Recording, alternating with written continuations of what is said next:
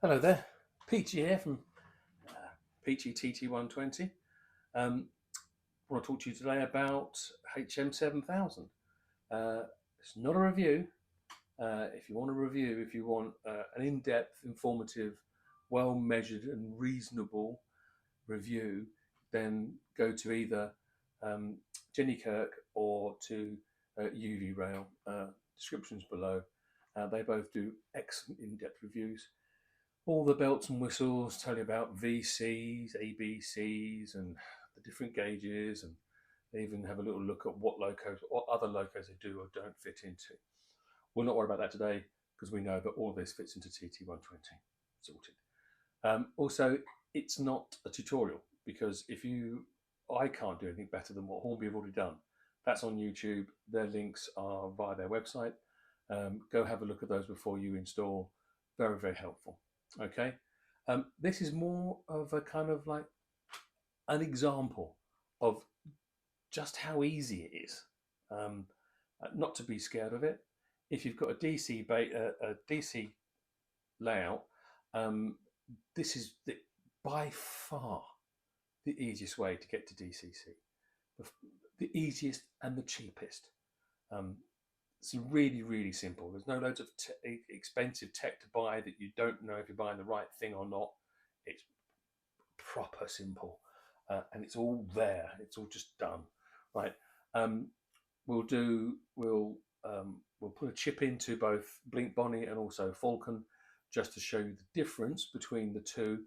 Not particularly because the difference between A1s and A4s, because the tenders are pretty much the same, and so the chassis. It's more about the fact that the two train set versions, the Blink Bonnie and the William Whitelaw, they don't have a sugar cube. Everything else, I don't mean the ones, the locos that are sound fitted. I mean all the ones that say they're DCC ready, but they're not installed.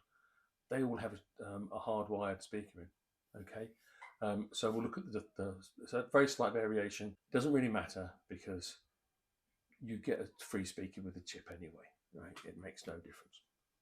Okay, so we'll have a go through that. Then what we'll do is we'll open up the app and we'll just use the default settings, which I know is an A1/A3 00.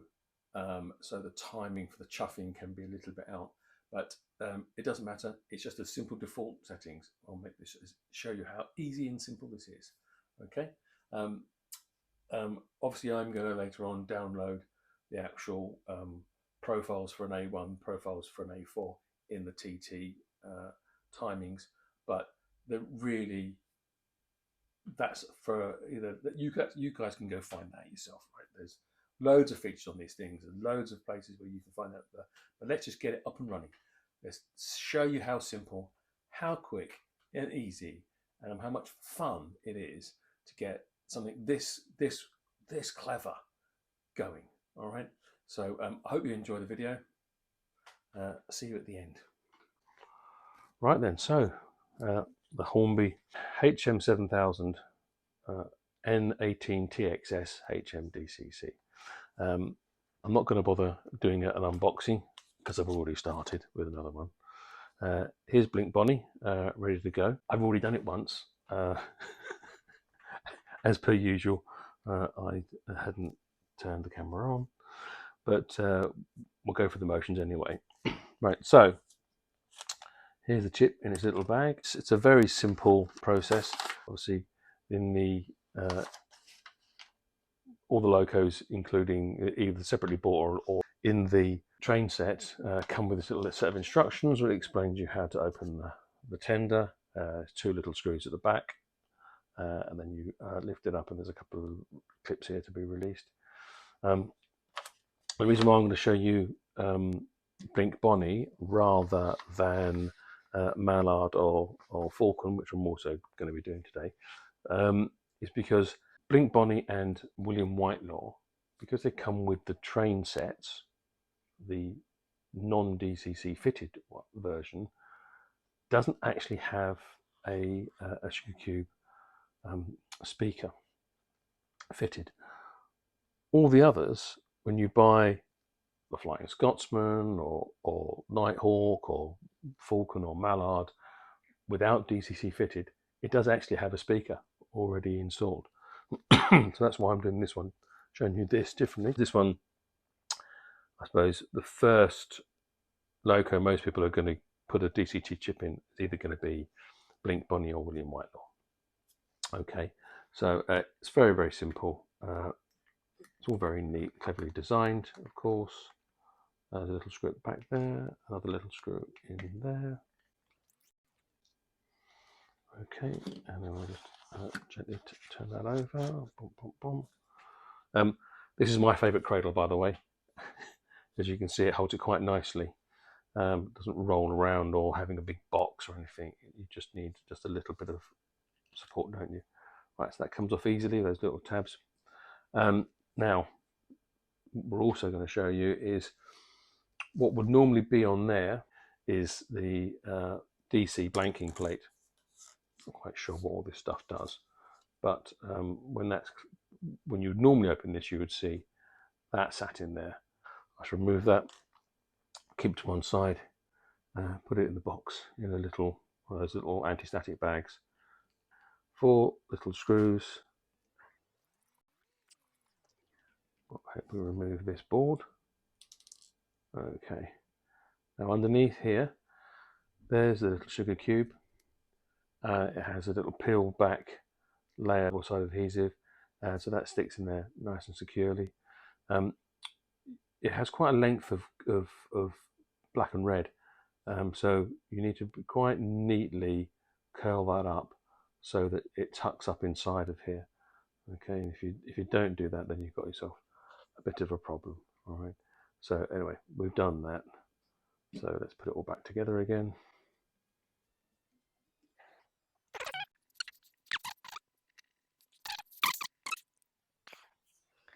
I need this. Oh, made a little mistake. Hang on a second. Screw over there.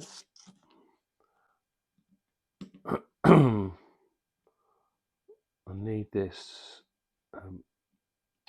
lead to be coming out the side, not the end. So that just needs to pop back over there like that. There you go. I found that having this lead come out of the side, it's much easier to tuck the cable you don't require back in rather than the end. It comes out this way then and starts giving you bother.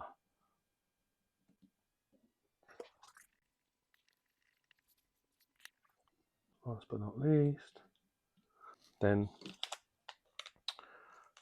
remove the chip from the bag, being very careful not to touch any of the components, just use the edge.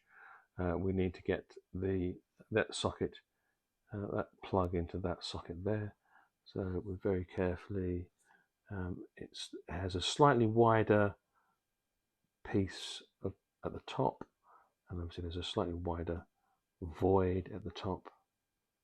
Okay, and then that, click, and then carefully locate that into there, and then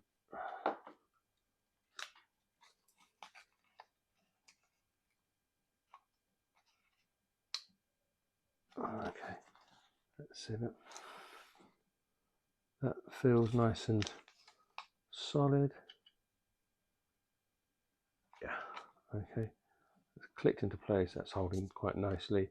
Just need to make sure that all those little friends are all tucked away neatly inside there. And now you have the speaker and the chip installed. Then very carefully locate those 2 tags down in there. Okay, and then pop her carefully onto the side.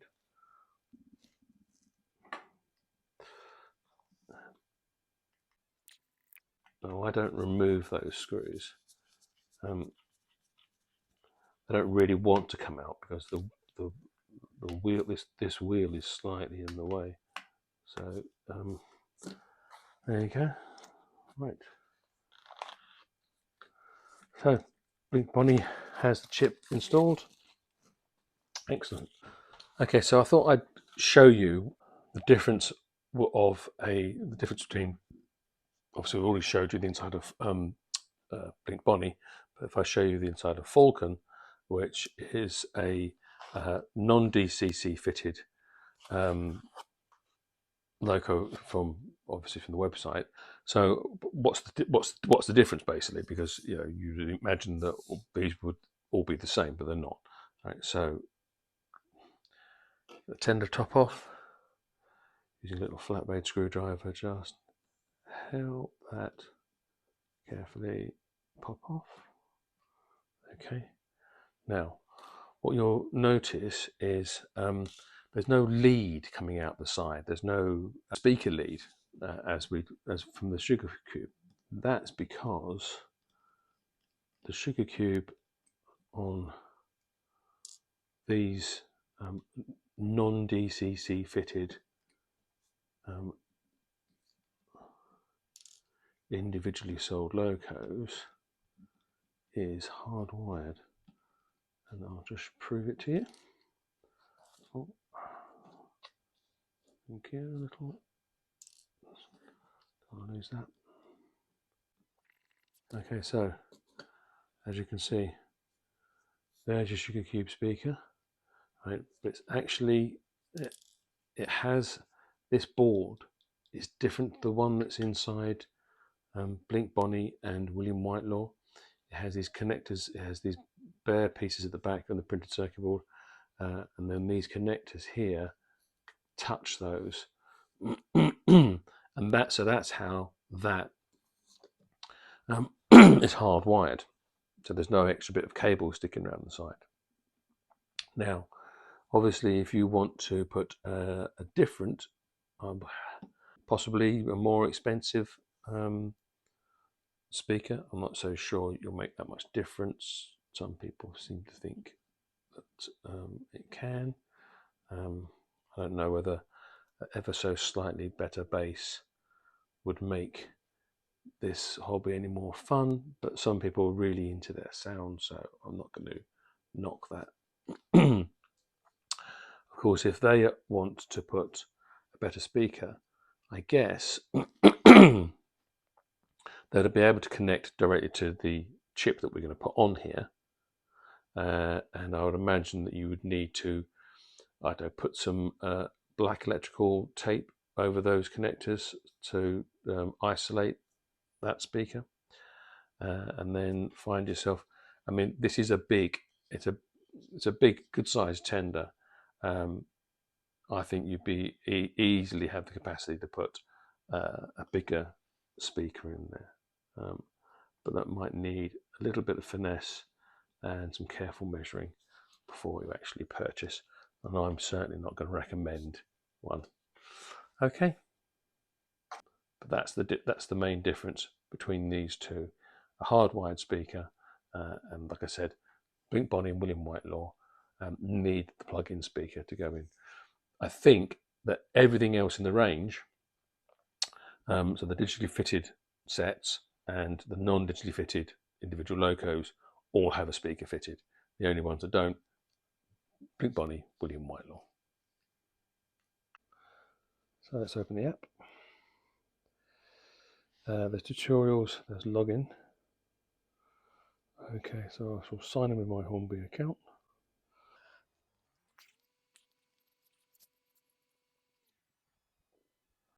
Okay, so we didn't plug the power in.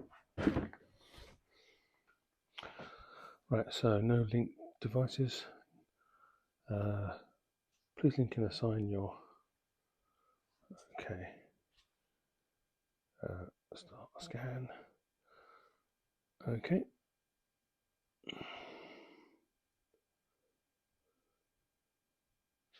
Oh, I see. So it's scanning. Right. Okay. Excellent. Right. So linking the device, which obviously is Blink Bonnie. Okay. So it's saying Bluetooth update required. Okay, so we're going to go start update. So we're currently updating the Bluetooth firmware.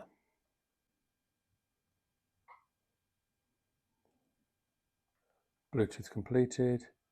Now it's the APROM firmware update in progress. Okay, done. Right, locomotive profile detected. Would you like to fetch and import the latest locomotive profile function map? I would presume yes. Please power cycle your decoder.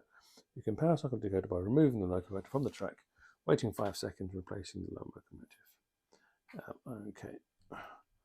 1, 2, 3, 4, 5, 6, 7, 8, 9, 10.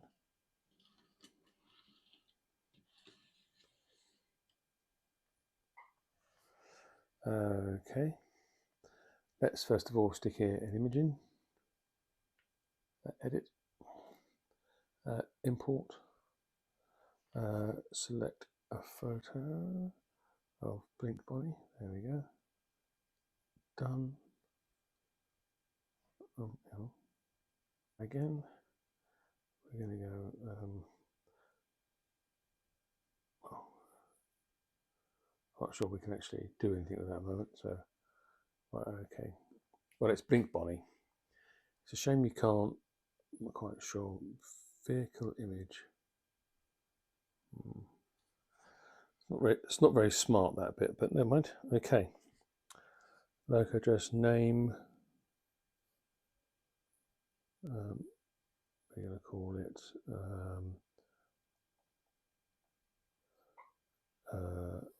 2550.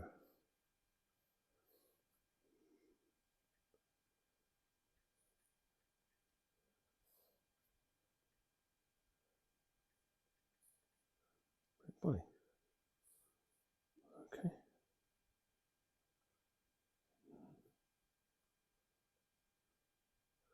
All right, so we need to edit that. Oh, that's not very useful, is it?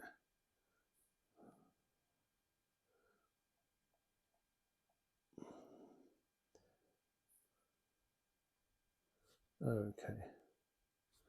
And local address is going to be our first one. Okay. Control method. Bluetooth. Vehicle state. Active. I don't know what to do next now. Oh, okay. Generation sound settings.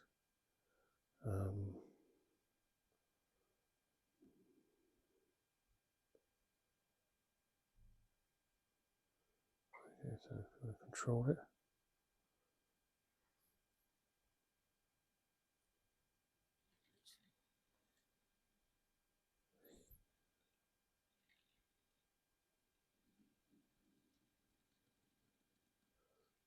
Look at that, fantastic.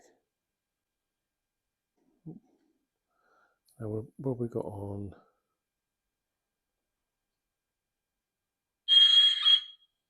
Wow. All right. Is there a volume?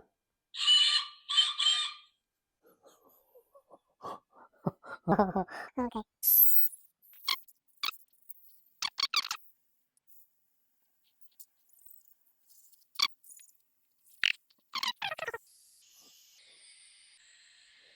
AFC, automatic function control. Okay, so then.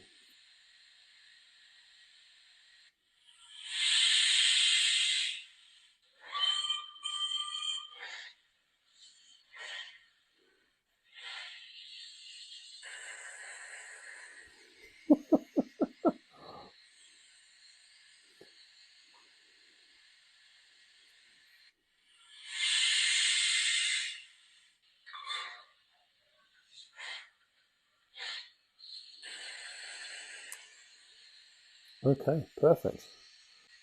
And then stop layout.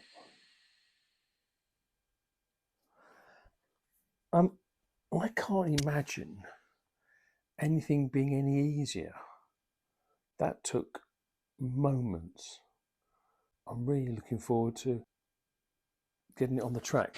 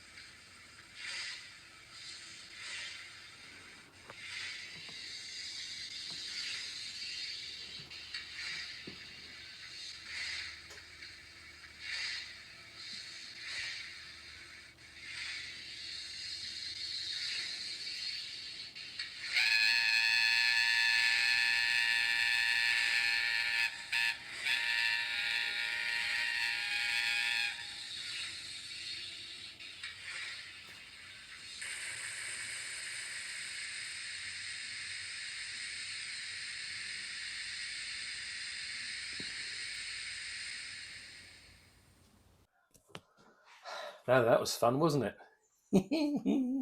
Oh, we then played for another couple of hours, and we got all the wagons out and everything. It was, but then at some point, Jimmy said, "Do you think you should get on with the model making now?" Yeah, all right, God blimey. So anyway, I was although I've opened locos before and put chips in, that was nothing new. But firing up that app and doing all the scanning and the installation, wow! I mean, okay, so I fast forwarded some of the little bits, so you're not watching me for 15 seconds watching a screen. Um, but it really was just a matter of minutes. I think from opening that app to actually getting Blink Bonnie to go up and down my little power track here, that must have been that was just shy of 7.5 minutes from scratch, never having done it before. I mean, it was really, and I'm not particularly au fait. My kids are always taking the nicky out of me for swiping the wrong way and wondering where the button's gone and all that kind of stuff. So yeah, I think it's fantastic. Now, later on, I then did download the A1 specific TT for Blink Bonnie. That happened straight away. It took 24 minutes, but it worked no problem. The A4, again, I downloaded the correct sound, the specific profile for it. That actually took 4 attempts. I don't know why. I did 3 attempts, went onto the forum, had a little wetty and cried about it a bit. A few people got onto there and went, calm yourself down, dear, get yourself back on there, turn it off and turn it on again. And it worked. I've no idea what I was doing different or whether it just needed a reset, needed to turn it off and on again. I don't know. But that's what I did. It worked. They were brilliant. And then you see them both running together. I can't get over how well they crawl. When you put it right down on one and you have that loco just creeping along. And of course, it shows you how well the powered Unifrog on the Pico points works as well. So yeah, I'm on cloud 9, but apparently I do now have to paint something and model make something. Okay, so we've got to get on with that. So that's what you're going to see next time, is something pretty, hopefully. Right. If you enjoyed that, don't forget to like and subscribe, and also that notification bell. Click on that. I think if you choose the one that's completely filled in, then you get everything that I do turns up as soon as I do it. Okay. Don't forget to share it on Facebook or on any kind of forum that you're into, or tell your mates about it, whatever. Okay. Cheers, guys. Take care. Bye.